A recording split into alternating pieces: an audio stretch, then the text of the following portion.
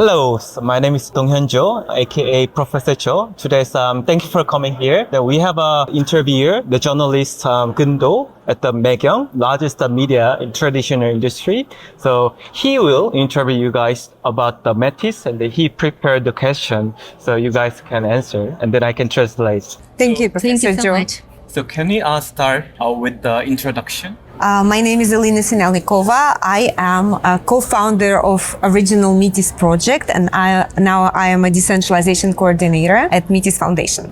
I'm Natalia Amelin. I am a co-founder of CryptoChecks, and currently I am a part of Metis Foundation. I work there as a decentralization coordinator as well. What fundamental issue does Metis aim to resolve?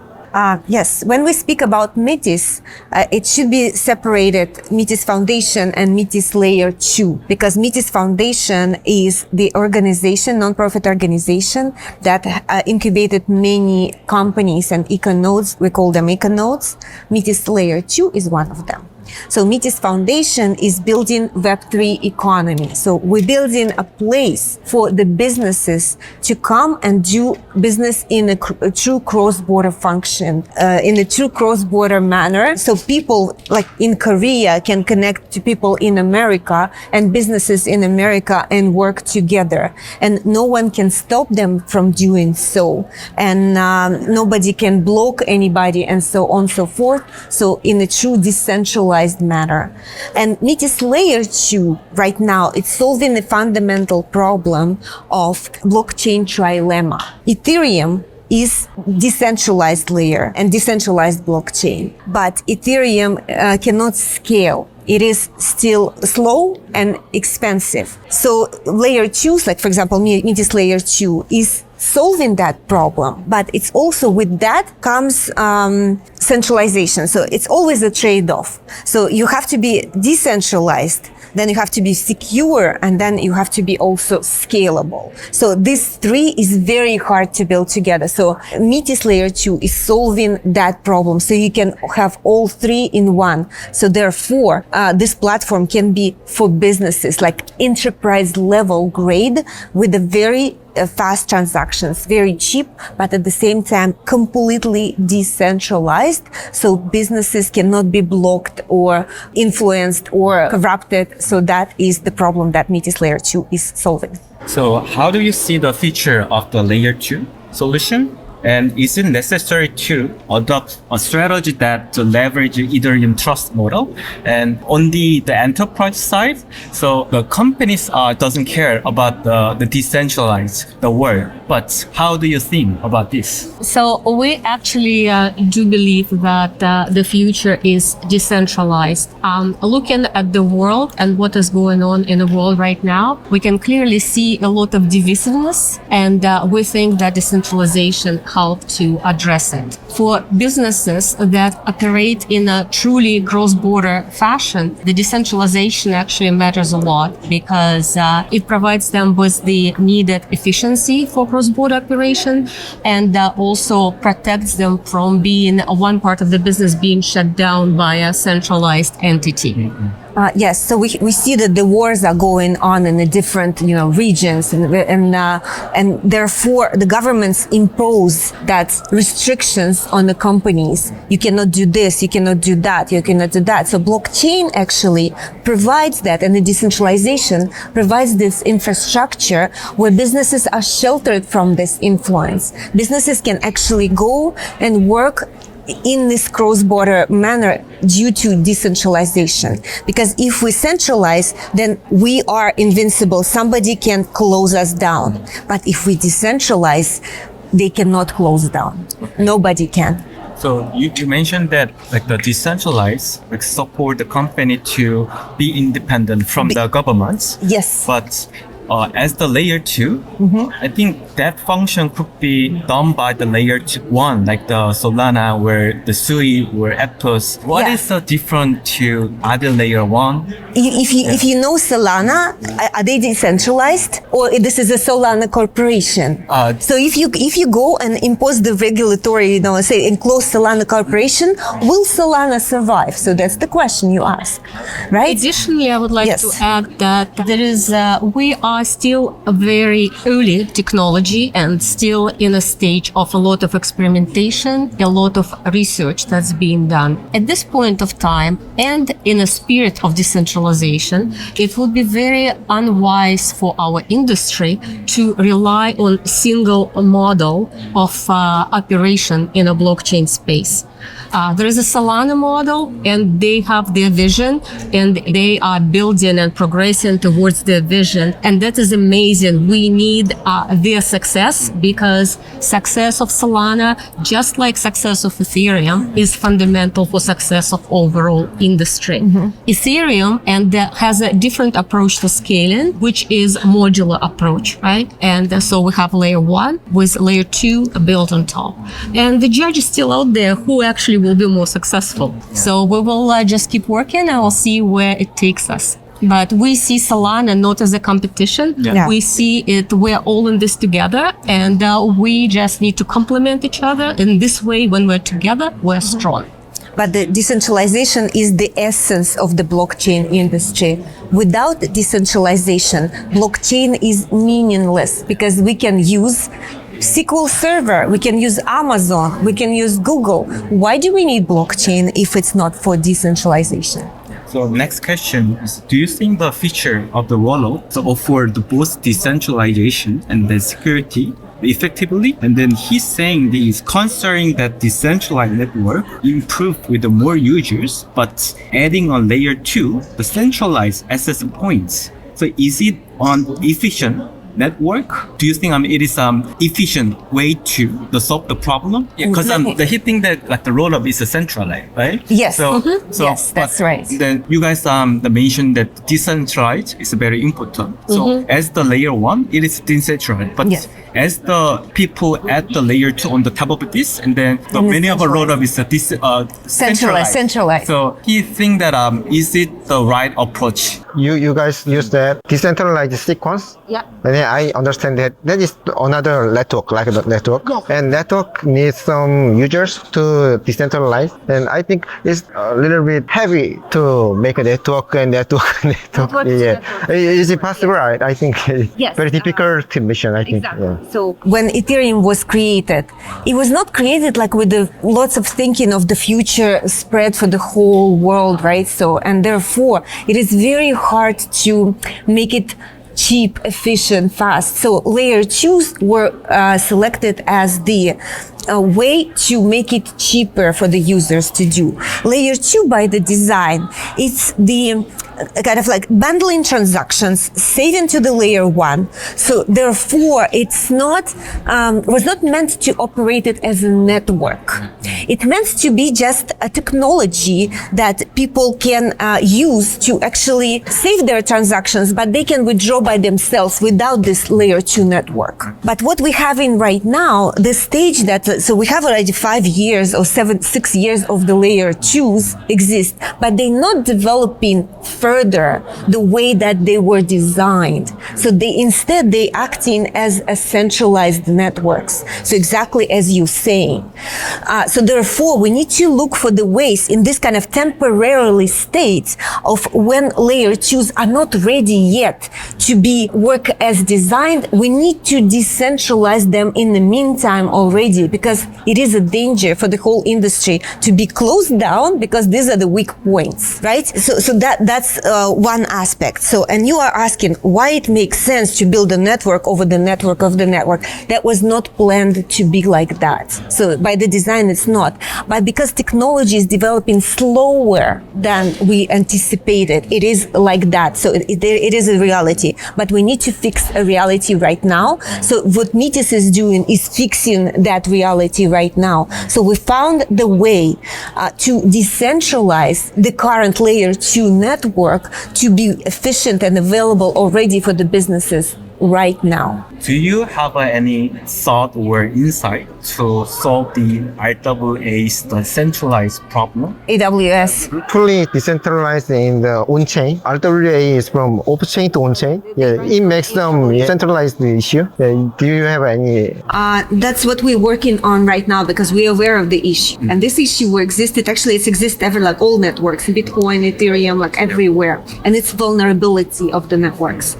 Yes, in Metis, what we're doing, we're right now developing governance. Может быть, ты скажешь? Yeah, just wanted to add as well that, as we are, so decentralization is not just about decentralization of sequencers, right? It's also decentralizing your approach, decentralizing your community. So we work taking governance and, decentralization that governance will enable very seriously. And as part of this governance approach, we are looking at different aspects of ecosystem, right? We are organizing every sequencers on a dashboard based on the technical characteristics and parameters.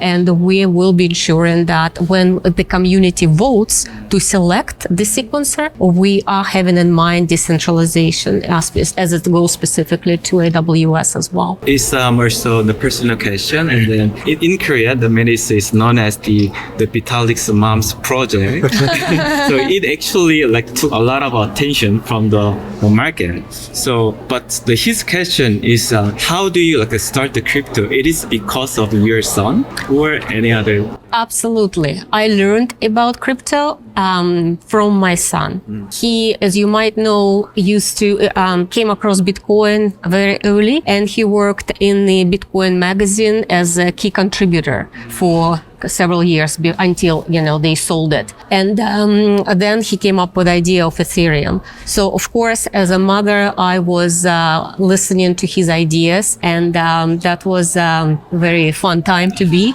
That's also the time when we had, meme coins started coming out, like Dogecoin.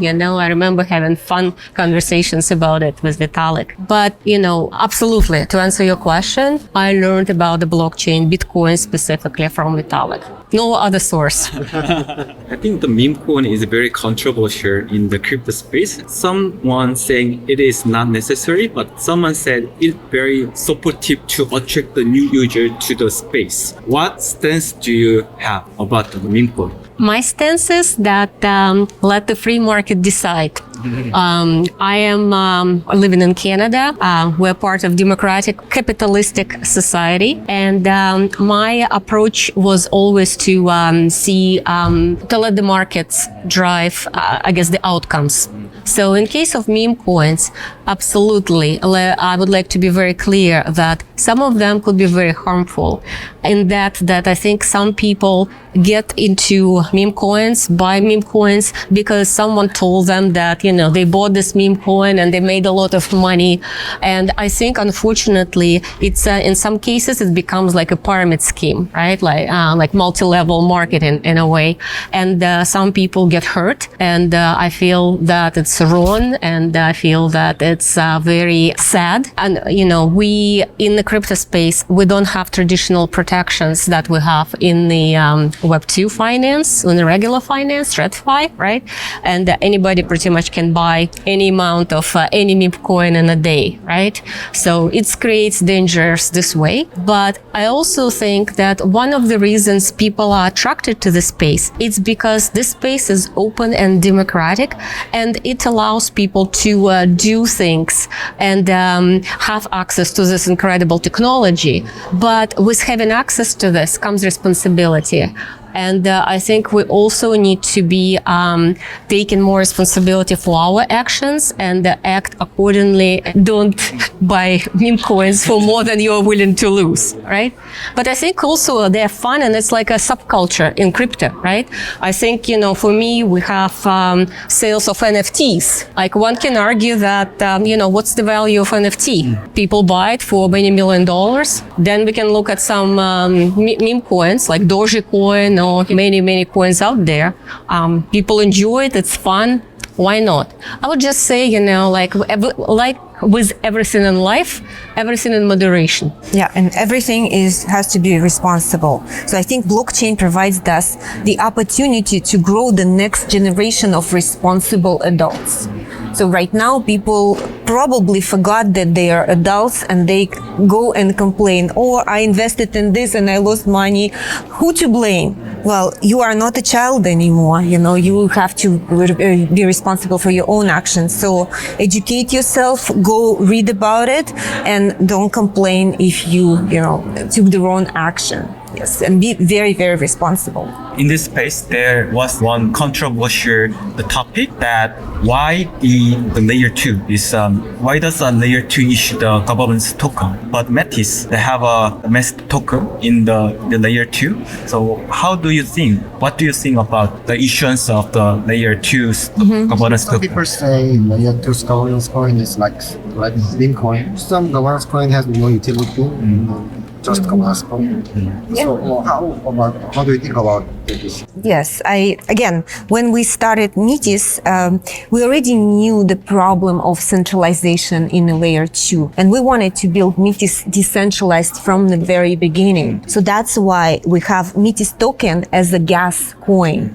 So later on, when we build decentralized sequencers, which we did, so we can use the same coin to protect the security of the network. So that all makes sense, and this is done by the design. So therefore, Metis token has like a trinity of utility. One token used for gas, for governance, and also to secure the network. So then we have the full Metis is creating this entire ecosystem that is sustainable.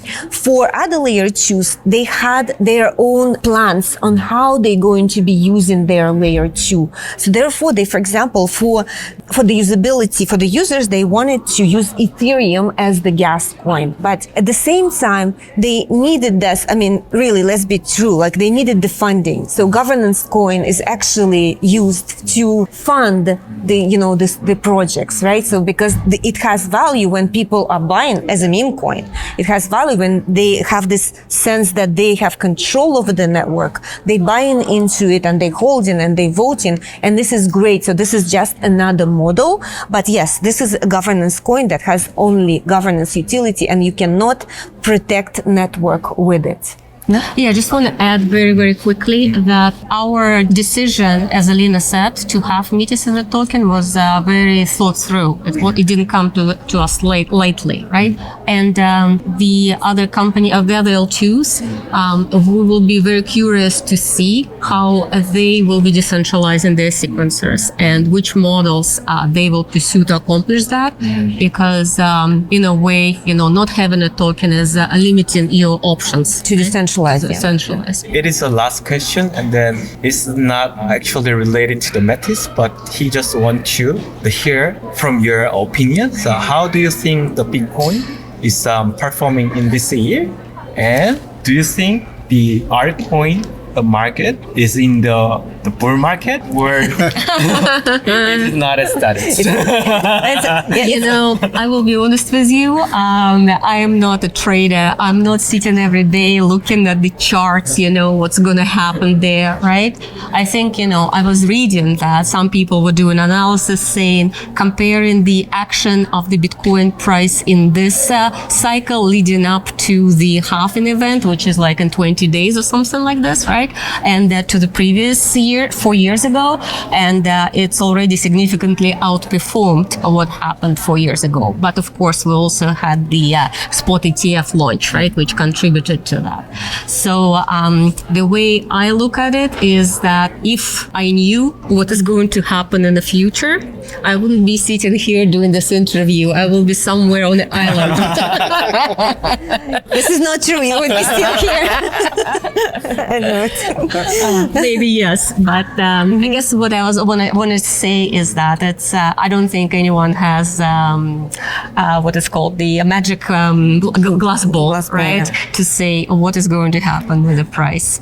And in terms of the altcoins, I think it's it really depends. We don't know. We will see. Typically, the altcoin price action follows or goes after the Bitcoin price action, right? So we will be following the trends, but at the same time, if something happened in the past, it's not guarantee of the future. So we could see completely different scenario happening, right? Plus, if you look at the world now and 4 years ago, we see a very, very different world, right? We have a lot of instability, a lot of volatility. We're dealing with high inflation. So all that kind of plays into price assessments, right? And what decision people make with their money. So we will be watching. It's very interesting, but I don't have a prediction. And bull market is very exciting for crypto companies, of course, for Web3 companies. But what our goal is for this industry to actually be productive and work no matter what market it is. Yes. Thank you for your time. Thank you so much. Thank you for your knowledge. You are very, very knowledgeable. Yes. Questions. Very good questions. Very good questions. Yeah. Thank you. Thank you. 감사합니다. 감사합니다.